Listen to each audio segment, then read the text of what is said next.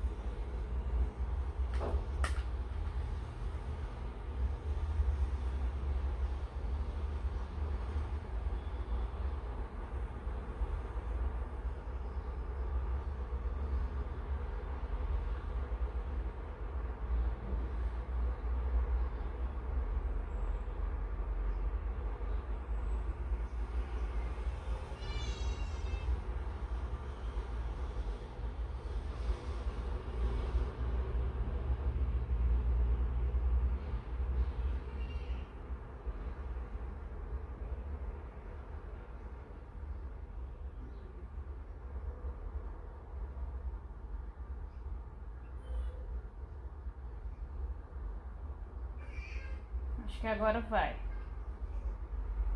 Oh, meu Deus.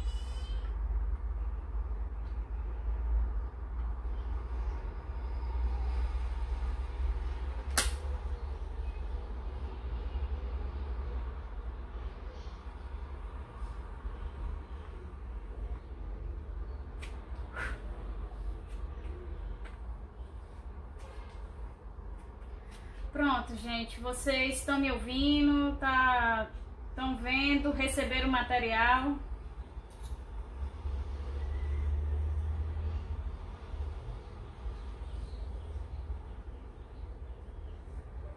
Ótimo, então vamos começar. A aula de hoje é bem simples, tá? São os biomas que nós vamos ver. A gente vai ver por cima os biomas mundiais e aí a gente vai aprofundar os biomas do Brasil, certo? Os biomas brasileiros. Esse conteúdo não irá cair em qualquer provável avaliação que a gente for fazer, certo? Então vai ser bem tranquilo e eu também vou dar um break para vocês, não vou passar nenhuma atividade, certo?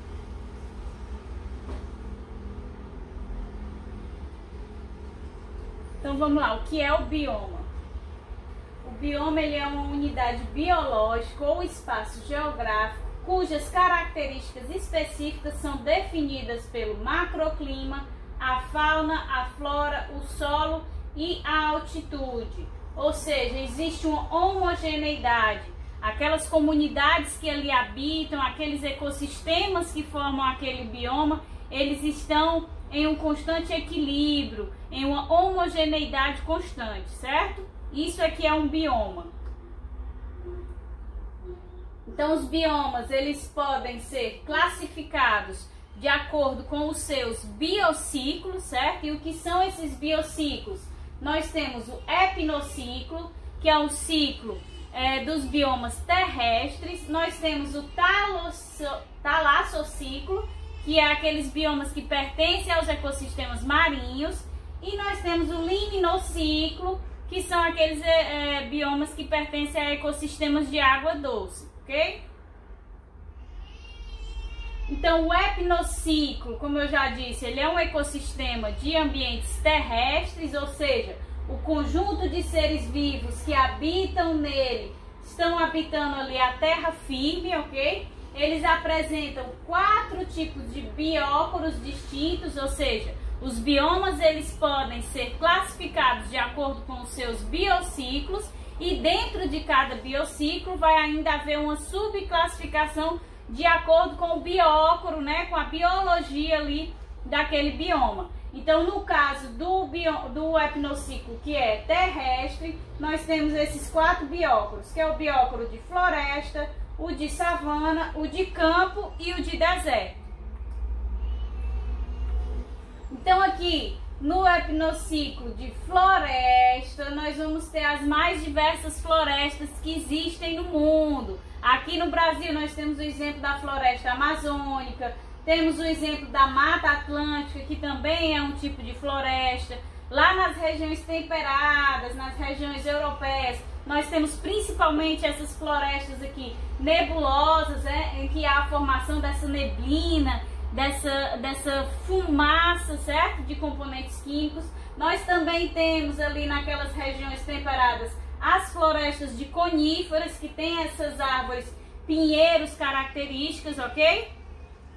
Então esse é o bióporo de floresta. Tá? A gente vê que são espécies que têm porte elevado, né? Aqui no segundo bióporo do epinociclo, né, que são os biomas terrestres, nós temos a savana. Aqui no Brasil também nós temos como exemplo o cerrado, que tem essa vegetação baixa com alguns poucos arbustos. Nós temos também a caatinga, que também tem essa vegetação baixa, seca e com poucos arbustos de pequeno porte. Temos ainda o Pantanal, né, que é essa região pouco alagada aqui do Brasil. E também temos o Serengeti, lá na região africana, que é onde a gente tem os animais de grande porte, que a gente está acostumado a ver nos desenhos, zoológicos, essas coisas. Certo? Então são todos característicos do epinociclo terrestre de savana.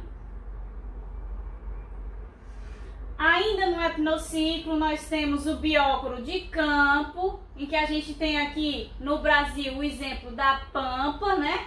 E também da pradaria, que ocorrem principalmente lá na região sul, né? Isso onde a gente tem ampla aplicação de pecuária e monocultura. E também temos ali nas regiões dos Estados Unidos, Texas, né? Nós temos o campo tipo estepe, né? Que faz a formação desses rolinhos de feno lá pela região, ok? E o último bióporo do epinociclo, referente ao epinociclo de terrestre, nós temos os desertos, né? Nós temos 4 desertos principais, é óbvio que existem mais, mas nós temos principalmente os mais conhecidos, o deserto do Saara, temos o deserto da Líbia, temos o deserto da Arábia, que tem essa característica de formar esses paredões que sofrem erosão e não apenas a formação dessas dunas. E temos também aqui o deserto de Kalahari, que tem por característica ter essas pequenas espécies gramíneas secas na região do deserto do Kalahari, certo? Então a gente finaliza os 4 bióporos do epinociclo. E aí a gente entra no talassociclo, né, que consiste naqueles ecossistemas marinhos. Então vão ser o conjunto de seres vivos que habitam a água salgada. E que seres vivos são esses que habitam a água salgada? É o plâncton, o nécton e o bento. Então o plâncton nada mais é que aqueles organismos microscópicos, né, que é o fito e o zooplâncton, que servem como uma base alimentar, como os produtores dessa cadeia, dessa teia alimentar marinha. Nós temos o nécton, que são os animais de natação livre, ou seja, todos os peixes,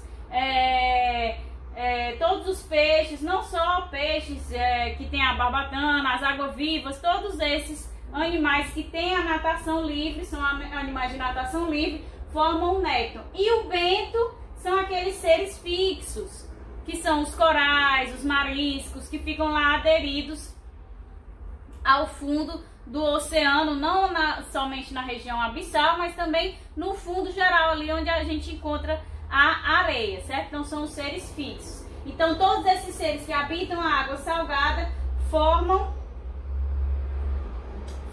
aqui o talassociclo, que é um ecossistema ali marinho, do bioma marinho. Então ele também vai ser classificado em 3 bióporos distintos, que é o da zona nerítica, que vai até 200 metros de profundidade do oceano. Nós temos a zona batial, que vai desses 200 metros até 2.000 metros de profundidade no oceano.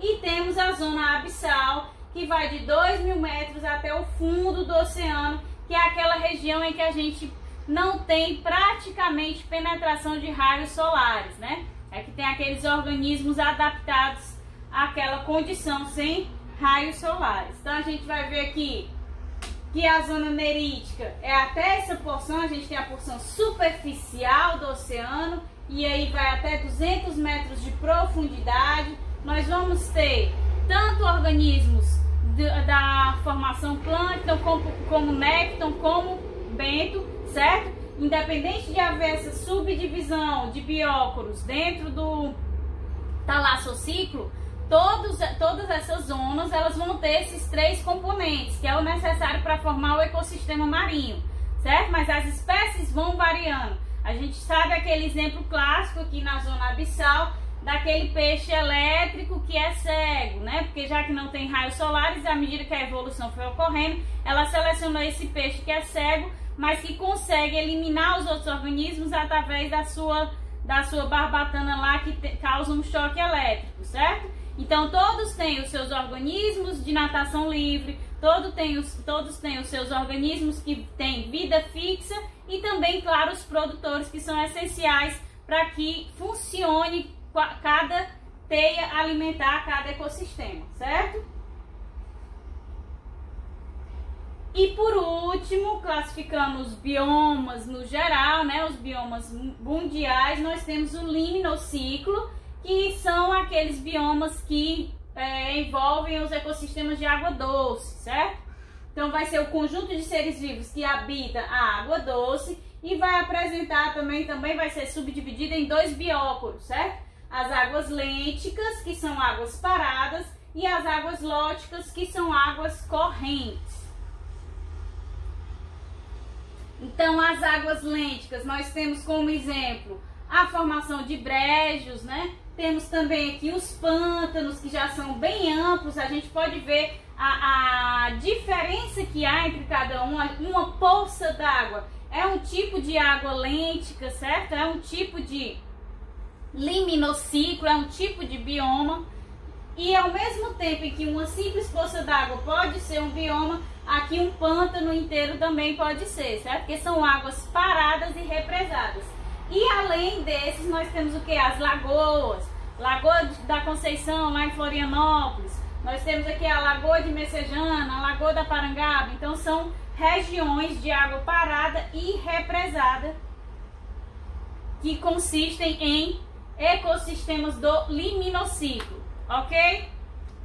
Agora a gente vai ver as lóticas, né, que são águas correntes. Então a gente tem como exemplo os riachos e rios, e os lagos também, que vão desaguar em algum lugar no oceano, certo? Ou em algum rio. Então eles têm como característica que as suas águas são correntes, e eles têm um princípio, algum ponto que leva essa água até eles. Por isso que conseguem adquirir esse movimento nas águas. Então a gente tem uma nascente, ou foz, ou algum, por exemplo, o lago normalmente tem um estuário que vai desembocar no oceano. Então algo que dê a fluidez dessa água, certo? Então o riacho, o rio tem sempre essa movimentação das águas, e por isso consiste um bioma diferente, um bióporo diferente do liminociclo, porque devido a esse movimento, as espécies que o compõem serão diferentes. E quais são especificamente, dentro desses biociclos, né, aqueles biomas brasileiros, né? Segundo a classificação do Instituto Brasileiro de Geografia e Estatística, o IBGE, o Brasil ele tem 6 biomas, certo? Que é a floresta amazônica, os pampas gaúchos, né? A Mata Atlântica, o Pantanal, o Cerrado e a Caatinga. São 6 biomas brasileiros. Então a Amazônia ela é a maior floresta do mundo. Ela faz parte de 9 países da região sul-americana, certo? Ela não é exclusiva do Brasil, mas a maior parte dela está dentro do Brasil e por isso mesmo ela vai compor 40% do território nacional. Ela contém diversos ecossistemas, com isso ela tem uma elevada diversidade de fauna e flora, ou seja, tem uma elevada quantidade de espécies animais e também de vegetais. Isso é bom por quê? Porque favorece pesquisas científicas, né, para a identificação de espécies medicinais. E também vai ter a maior bacia hidrográfica do mundo, certo? Então a Amazônia tem todos esses benefícios. A fauna da Amazônia tem uma elevada quantidade de espécies, elevada diversidade de espécies animais. Os principais exemplos que nós temos é a onça pintada, a gente tem o tatu-bola, temos a capivara, temos a arara azul, e dentre as mais diversas espécies, seja de aves, de mamíferos, de répteis ou de anfíbios. Então a Amazônia é altamente rica em diversidade de espécies animais. Além disso, também tem uma grande diversidade de flora. Ela tem mais de 30 mil espécies vegetais, o que é uma diversidade muito grande quando comparada a outras florestas de outras regiões do mundo. Por isso que ela é alvo de tantos países querem vir pesquisar aqui, porque o potencial que ela tem de se descobrir algo novo, benéfico, principalmente algum princípio ativo farmacêutico, é muito grande nessa região, já que ela tem essa elevada diversidade. Então a gente tem como principal característica da flora da Amazônia aqui a Vitória regia, certo? Que é essa espécie, mas como eu coloquei aqui para vocês, existem mais de 30 mil espécies de vegetais na Amazônia. Mas ela tem como característica nos seus riachos, nas suas represinhas, os locais onde tem a água empoçada lá, a proliferação de vitórias régias. Por isso que ela é característica da Amazônia, certo? Nós vamos ter como características hidrográficas na Amazônia que ela compõe 20% da água doce do mundo, ou seja, ela compõe a totalidade de 20% da água do mundo. Por isso ela é tão importante, por causa do rio Amazonas ali, que está na região amazônica, e é essencial, né, já que a escassez de água é uma característica real atualmente. Então ela tem a maior bacia hidrográfica do mundo, como eu já havia falado a vocês. O rio Amazonas é o principal e o maior volume de água do mundo, cerca de 20% do volume de água doce total do mundo, certo? Recebendo vários afluentes de outros rios.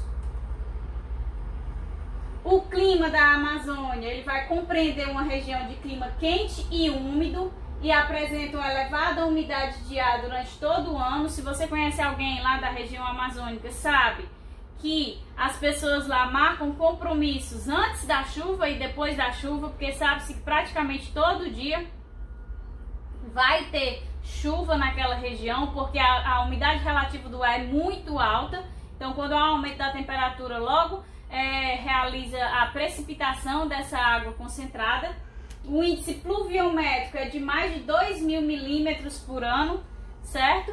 Então ele realmente é a partir daí de toda essa pluviosidade que vai se formar a bacia hidrográfica de grande quantidade de água doce, certo? Aqueles 20% lá que eu falei para vocês. Nós vamos ter também a vegetação da Amazônia, ela vai se dividir em mata de terra firme, que é o que? O extrato alto não inundado, ou seja, ele não vai ser inundado quando há períodos de grande pluviosidade. Nós temos a mata de várzea, que já são assim as espécies de intermediárias, de altura intermediária, que vai inundar em certos períodos, quando aquela pluviosidade está elevada demais. E nós vamos ter aqui as matas de igapó, que são praticamente sempre inundadas, certo? Que são principalmente aquelas que estão ali na região de várzea, nas laterais dos rios. Então, são sempre praticamente inundadas, ok? O solo, para finalizar aqui a descrição desse bioma amazônico, o solo ele vai ser um solo arenoso, que tem uma camada de humus acima dele. De onde provém esse humus? Da deposição da flora, dos frutos, dos restos de animais, ou seja, da decomposição das espécies que pertencem ali. E apesar da deposição desse humus, apenas cerca de 14% da Amazônia é considerada fértil para práticas agrícolas, certo? Então a Amazônia, apesar de toda a sua biodiversidade vegetal e animal, ela não é considerada um solo fértil. O seu solo não é rico em nutrientes, porque esses nutrientes eles estão ali numa camada superficial, é o humus que recobre. Mas o solo profundo é um solo arenoso, ou seja, que permite erosão, que permite a lixiviação desses nutrientes. Então a gente vai entrar agora no cerrado, que é um segundo bioma brasileiro. O cerrado ele é o segundo maior bioma da América Latina e também o segundo maior do Brasil. Ele tem um elevado potencial aquífero, também tem uma elevada diversidade de fauna e flora e vai ter uma variedade de fitofisionomias.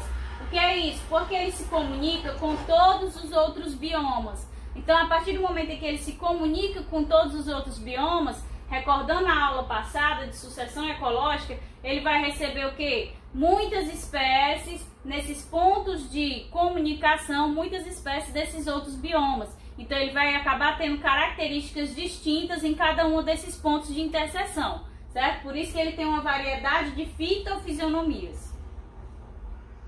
Então, a fauna do cerrado, ela consiste em torno de 837 espécies de aves, 185 de répteis, 194 de mamíferos, 150 de anfíbios, fora os peixes, né, que vem lá do limnociclo, que eu não entrei aqui, mas também tem uma diversidade elevadíssima das espécies de peixe, principalmente ali na região amazônica. Então, seus principais representantes vão ser o tucano, tamanduá-bandeira, o lobo-guará, a onça-parda, o veado campeiro, certo? Então, infinidade de espécies animais de grande importância para essa região. A flora do cerrado também vai ter cerca de 10 mil espécies identificadas já, ou seja, ainda tem espécies a serem descobertas, tem fins medicinais e alimentares, e os seus principais representantes são o ipê amarelo, a cagaita, o angico, o jatobá, o pequi, o barbatimão, certo?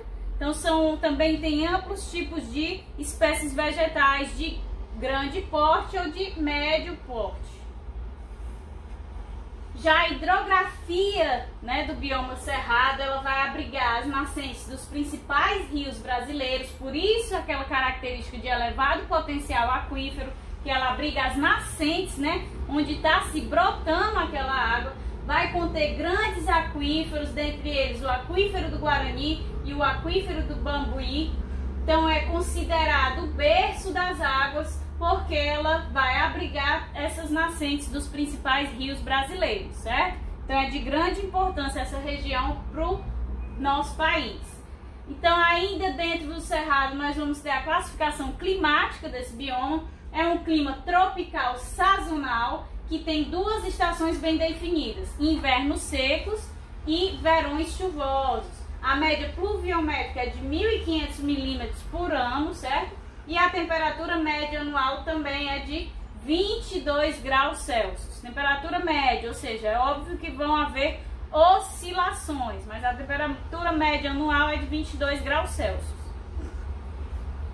Já a vegetação do cerrado tem vegetações distribuídas em savana, florestas e campos, ou seja, várias fitofisionomias, né, devido a essa interseção com os demais biomas do Brasil. Então tem espécies que variam entre plantas arbóreas, herbáceas, arbustivas e cipós. Então vai ter um extrato lenhoso e um extrato herbáceo. As tonalidades vão variar de verde a amarelo e a tons amarrosados, porque é uma região constantemente exposta aos raios solares. Com essa exposição, acaba havendo aquela degradação das espécies e a modificação da coloração dessas folhas dessas espécies vegetais. Então, por isso que tem essa variação de coloração na vegetação ali do cerrado. E por fim, o solo do cerrado, ele existe em duas vertentes, que são os latossolos, que são solos avermelhados, ácidos e pobres em nutrientes. Além de ser pobres em nutrientes, a principal característica que não permite com que eles sejam benéficos a um cultivo é a característica ácida, certo? Aí o segundo tipo de solo são os solos podisólicos ou argissolos, que são solos escuros e propícios à erosão, certo? Então, apesar deles serem mais ricos em nutrientes, devido à formação dessa argila, argissolo, eles são muito propícios à erosão, o que permite que haja a lixiviação desses nutrientes, certo? Então, a gente vai entrar agora na caatinga, que é característica aqui do clima semiárido, principalmente das regiões mais interiores do Nordeste, certo? Ela vai compor 11% do território brasileiro, principalmente na região Nordeste, mas ela desce até o norte de Minas Gerais. É a chamada floresta branca, devido à característica da vegetação. Que característica é essa, né? Pouca clorofila nas espécies vegetais presentes ali na caatinga. Se eu tenho pouca clorofila, eu vou ter pouco pigmento verde. Então, a visualização dessa vegetação da caatinga é uma vegetação apática, né, esbranquiçada, por isso é a floresta branca. Então, tem baixíssimos índices pluviométricos, por isso essa característica de caatinga. Aqui, desculpa, aqui é a caatinga. A fauna da caatinga, ela vai ter 178 mamíferos, 591 aves, 177 répteis, 79 anfíbios e 221 espécies de abelhas. Ou seja, apesar de todas essas condições do clima semiárido, da vegetação que a gente vai ver que não é tão diversa, que também tem o problema do solo, que a gente também vai ver, a pouca disponibilidade de água, nada disso faz com que a diversidade de fauna da caatinga seja pobre. Não, ao contrário, ela tem uma elevada diversidade de fauna, de animais, de espécies animais. Quais são os principais representantes dessa fauna rica da caatinga? O jacaré do papo amarelo, a jiboia, a ararinha azul, o cágado e o soldadinho do araripe, certo? Então, o fato de ter pouca disponibilidade de água, vegetação pobre e seca, o solo também ali rochoso, arenoso, com pouca disponibilidade de água, não faz com que a diversidade de espécies animais na caatinga seja baixa, ok? Já a flora, ela vai ter um bioma exclusivo do Brasil. O que é ter um bioma exclusivo? São espécies endêmicas. O que é que isso quer dizer quando a gente se refere a espécies de plantas? Que são características da caatinga, só vão existir na caatinga, não vão existir em outros biomas, nem do Brasil, nem do mundo. Então, são espécies características ali da caatinga. Então, tem a botânica menos conhecida, por isso que cada vez mais se cresce o interesse dos cientistas pelas espécies que estão presentes ali na região da caatinga, principalmente para descobrir espécies que têm tolerância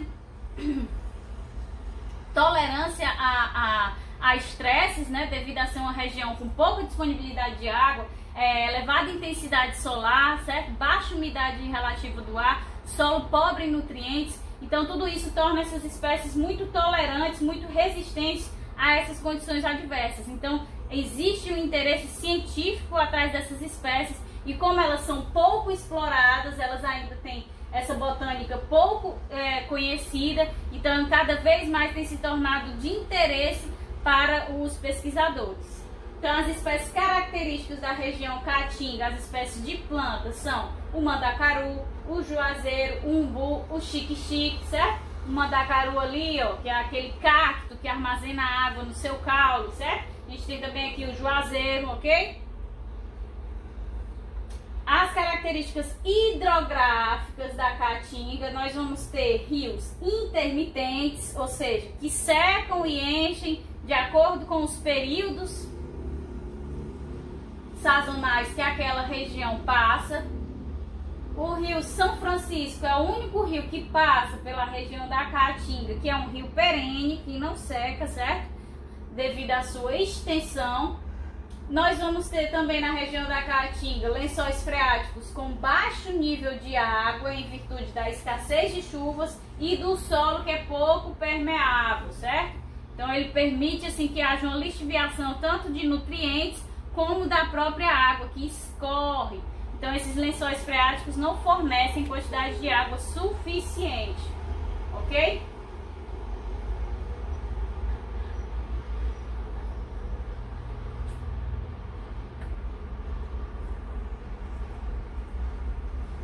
O clima da região da Caatinga, ele é um clima, como a gente já sabe, semiárido, né? Com níveis pluviométricos de 800 milímetros ao ano, podendo ser ainda menor que esse índice.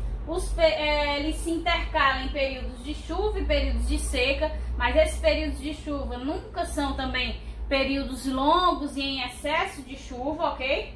A temperatura média anual está entre os 25 e os 30 graus Celsius, ou seja, bem elevada.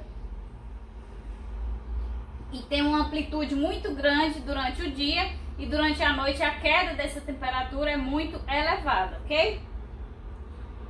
A vegetação da Caatinga, ela tem uma queda de folhas muito grande durante a seca. As árvores são baixas e tortuosas, né? Contém ainda os arbustos e principalmente os cactos. Então são vegetações características da Caatinga. Possui o xeromorfismo, né? O que é essa característica? É a sobrevivência em regiões com pouca água e clima seco por meio do armazenamento de água. Como é que ocorre esse armazenamento de água? A gente não viu ali o mandacaru, que eu falei, que são esses cactos que têm a capacidade de armazenar água no seu caule e sem permitir a formação de folhas.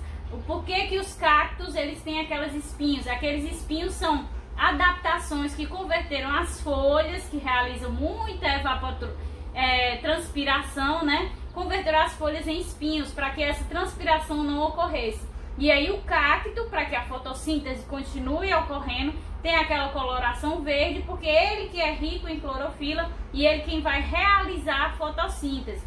Então ele armazena água dentro, que é essa característica de xeromorfismo dos cactos característicos da região da Caatinga, certo? E por último, o solo ali da região da Caatinga, a Caatinga tem solos rasos, moderadamente profundos, mas são solos pouco férteis, porque eles são ricos em minerais, né? Por isso são aqueles solos pedregosos, né? A gente vê aquelas rachaduras, são ricos em minerais, são arenosos e pedregosos, retendo o quê? Pouca água, que automaticamente se a gente tem um solo arenoso e também com aquelas rachaduras entre as pedregulhas, né? Então a gente vai ter uma lixiviação tanto da água como também dos nutrientes. Agora passando para o próximo bioma, nós temos aqui o bioma da Mata Atlântica, que é muito similar ao da floresta amazônica. Ele vai ocupar 13% do território brasileiro, principalmente aonde? A região costeira do Brasil, né? A região litorânea. Ele vai tanto ali do Rio Grande do Norte até a região sul do Brasil. Então contém variados ecossistemas florestais. Isso indica o quê? Que tem uma elevada biodiversidade, tanto de espécies vegetais como de espécies animais, mas resta menos de 10% da sua mata nativa no país. Por quê? Porque houve muito desmatamento, porque foi a região mais povoada do país inteiro, né? A região litorânea. Então a gente tem menos de 10% dessa mata nativa hoje disponível aqui no país. Então, quais as características dessa Mata Atlântica, né? Que a gente tem na sua fauna cerca de 850 aves, 370 anfíbios, 200 répteis, 270 mamíferos, 350 peixes, sem contar ainda os incontáveis, né, invertebrados, né, os artrópodes, que são todos também que é uma região também muito rica nessas espécies, por isso que tem uma riqueza muito grande de aves, porque as aves se alimentam desses invertebrados, desses artrópodes. Então, ainda sem contar esses outros animais. 39% dos mamíferos desse bioma são endêmicos, foi que a gente acabou de falar sobre endêmicos.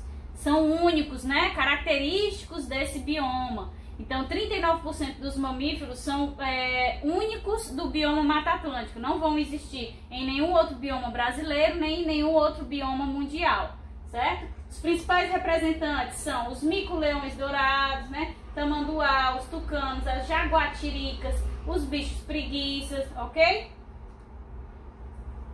Já a flora da Mata Atlântica, ela também tem uma elevada diversidade.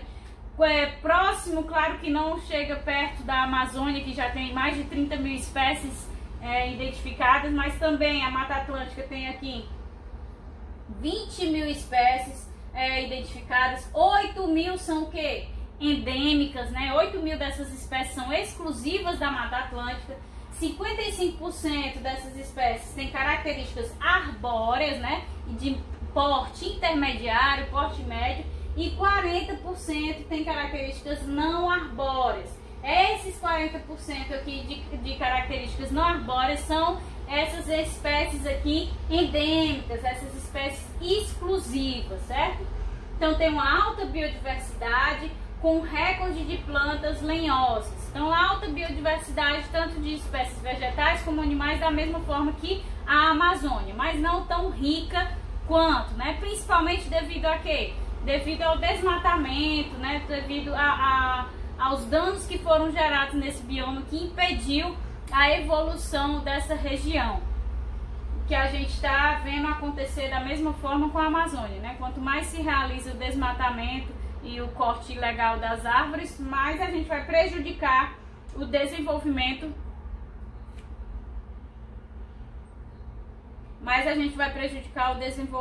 ali da biodiversidade daquela região.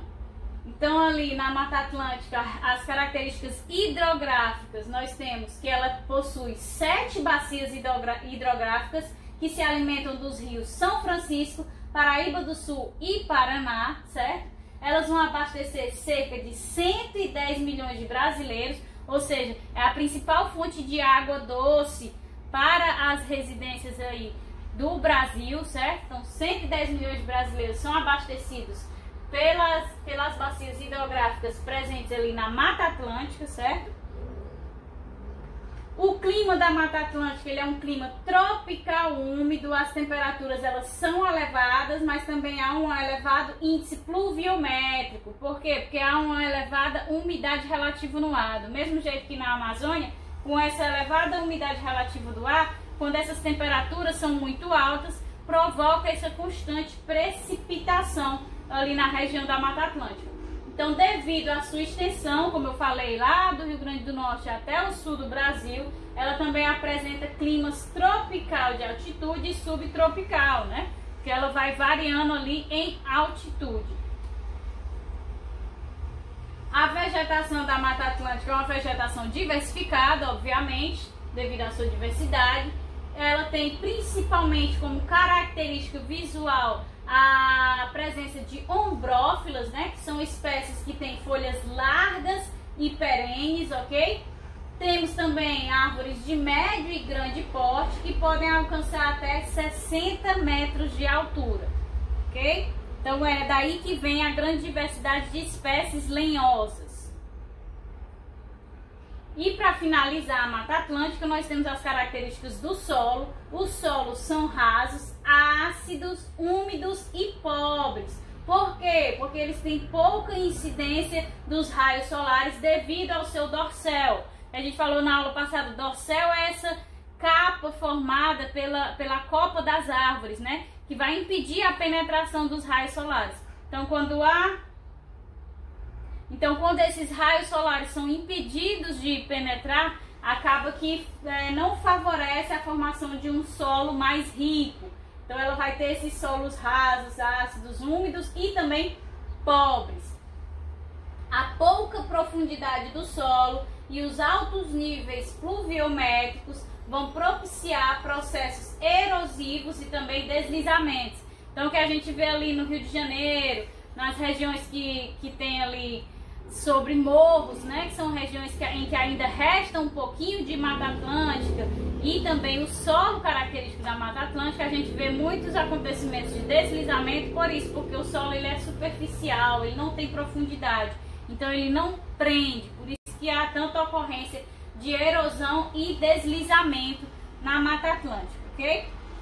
Então a gente entra agora no Pantanal. O Pantanal ele consiste em planícies alagadas, ele tem o menor bioma do Brasil, só abrange cerca de 2% do território nacional, possui, mesmo abrangendo essa pequena região, grande biodiversidade e sofre a influência de outros biomas, né? Como a Amazônia, o Cerrado, a Mata Atlântica. Qual foi o outro bioma que a gente viu que sofre essa influência de outros biomas e por isso mesmo tem diversas fitofisionomias? O Cerrado, né? O Cerrado tem pontos de interseção com todos os outros biomas brasileiros. Então o Pantanal também tem essa característica de ter essas diversas outras fitofisionomias nesses pontos de interseção, porque vai receber a influência desses outros biomas aqui. Então a fauna do Pantanal ela é rica em espécies, principalmente de outros biomas, que devido à degradação da floresta amazônica, da Mata Atlântica, certo? Então essas espécies dos outros biomas vão se refugiar no Pantanal. Ela tem cerca de 132 mamíferos, 463 aves, 113 répteis, 41 anfíbios e novamente, que não está aqui colocado, esse grande número de aves aqui é devido ao grande número de invertebrados, o grande número de artrópodes que também estão presentes nessa região, certo? Então vão se destacar o tuiuiu, o cervo do Pantanal, a arara azul e o jacaré do Pantanal, certo? Tuiuiu, é tuiuiu, certo? Já a flora do Pantanal, ela vai ter 2.000 espécies de plantas, em torno de 2.000 espécies. Você observa aí que comparado à Mata Atlântica e à Amazônia é muito baixa, né? As espécies já identificadas têm principalmente fins medicinais, raras espécies são endêmicas, porque as espécies endêmicas não são aquelas exclusivas daquele bioma, mas a gente não acabou de falar que o Pantanal ele sofre muita influência de todos aqueles outros biomas, Amazônia, Mata Atlântica, Cerrado, então acaba que ele não tem uma grande quantidade de espécies endêmicas, essas espécies são raríssimas. Então os exemplos de espécies que tem lá, tem a Vitória Régia, que é característica lá da Amazônia, a gente tem o aguapé, a gente vai ter orquídeas, vão ter palmeiras, vai ter a figueira, certo? As características hidrográficas do Pantanal compreende a bacia hidrográfica do Rio Paraguai, certo? Esses principais rios que alimentam a região hidrográfica do Pantanal são o Rio Paraguai, o Rio Cuiabá, o Rio São Lourenço, o Rio Miranda. Nas cheias, boa parte da planície pantaneira alaga-se, que é a principal característica ali do Pantanal, né? Aquela região sempre alagada, a vegetação sempre recoberta ali por água, ok? Então o clima do Pantanal, ele é um clima tropical continental, vai apresentar períodos de seca e períodos de chuva. A temperatura média é de 25 graus Celsius, mas há uma grande amplitude térmica, certo? As temperaturas variam de 0 graus Celsius até a 40 graus Celsius, ou seja, durante o dia a gente tem esse aumento enorme de temperatura e quando cai a noite, devido a essa grande presença de água, né, que forma os alagadiços, a gente tem essa queda brusca de temperatura que pode atingir até 0 graus Celsius.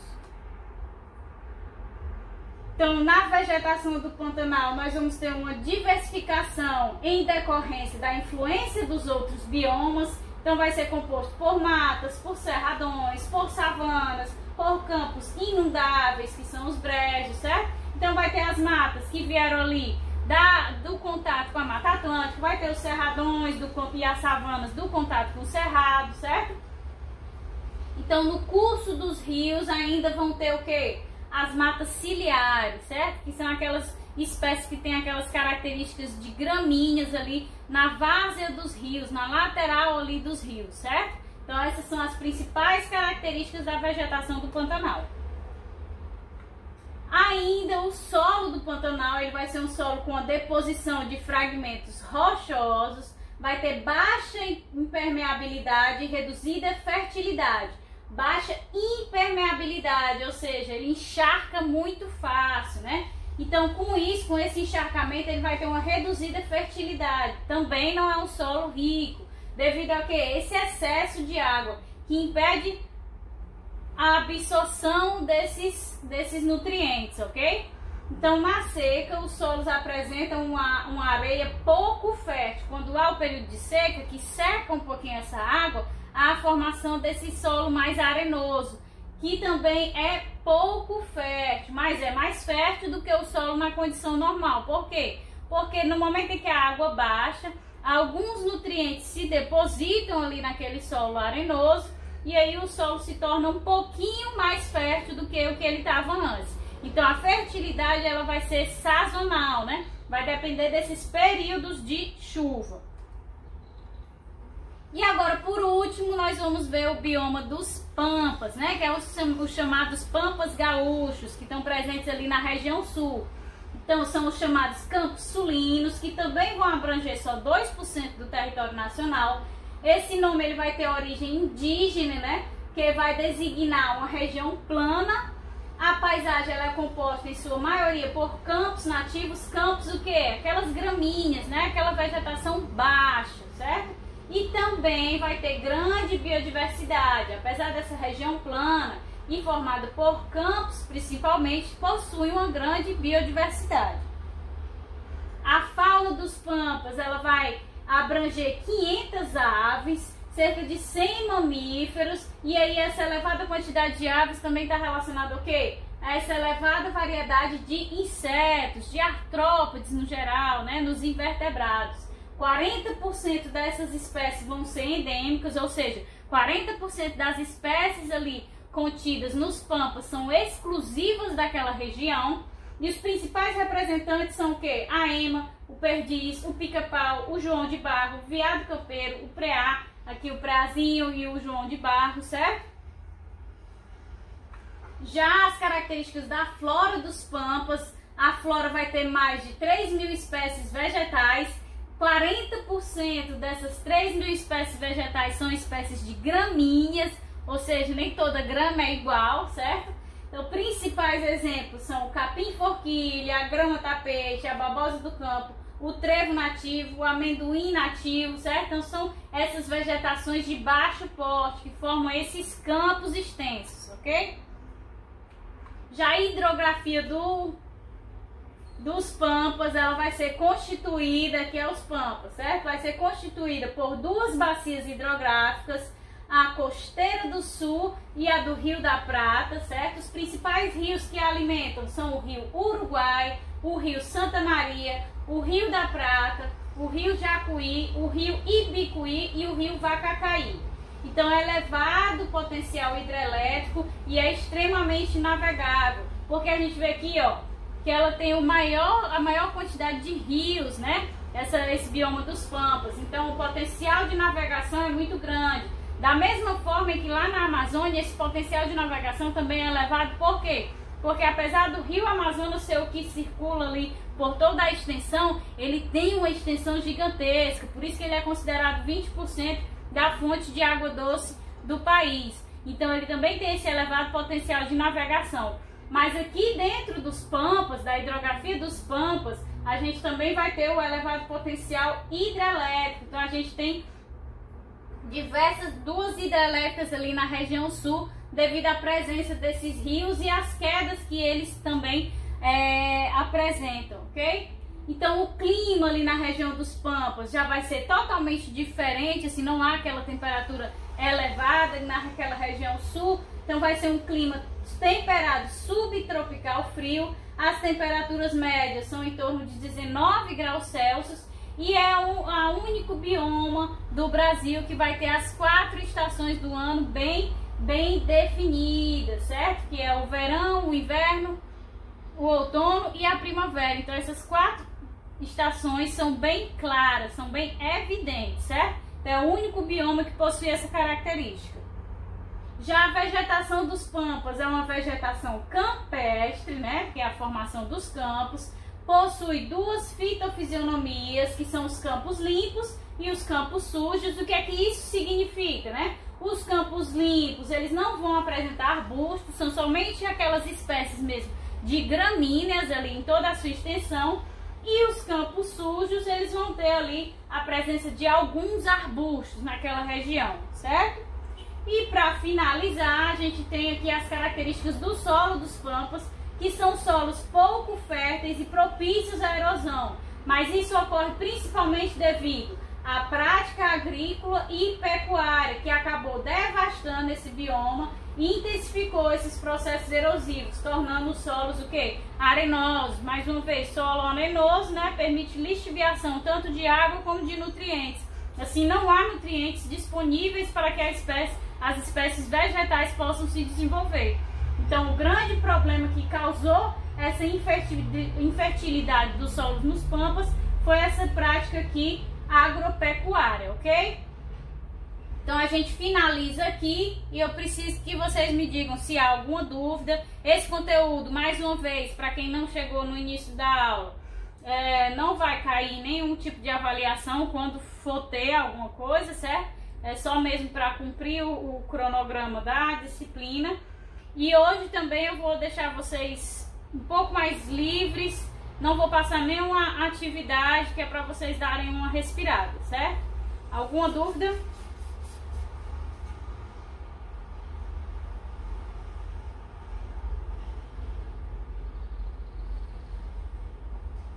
Não, tranquilo. Pronto, eu enviei para vocês um material de estudo, certo? Dessa aula, enviei também os slides, mas só assim a título de curiosidade, de vocês estudarem por vocês mesmos, certo? Ok? Até próxima semana, então. Próxima semana vai ocorrer tranquilo. Vai ser na horinha certa, certo? Então, bom dia, gente. Desculpa aí, mas eu realmente não tive culpa não, viu?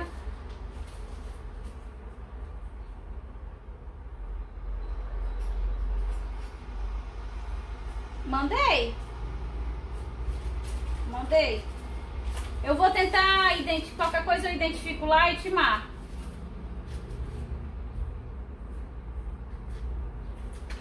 Pronto.